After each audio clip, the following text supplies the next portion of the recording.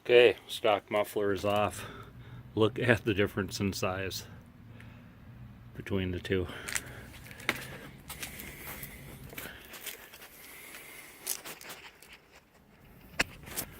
And hopefully you can see this.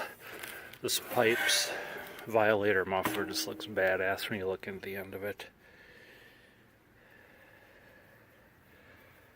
And you can see through it.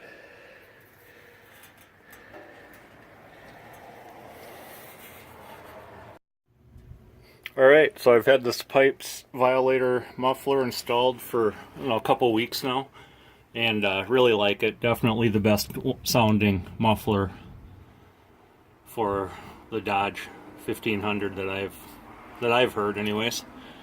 So pretty easy to install. I cut 1 3/4 inches off both these pipes. There's a little locating nub on the two rear pipes of the truck. They're up top here, or they would be.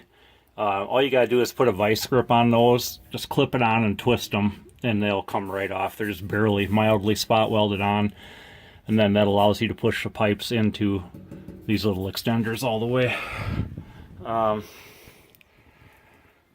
Good, high quality system, and like I said, it sounds awesome. I'll show you that here in a minute.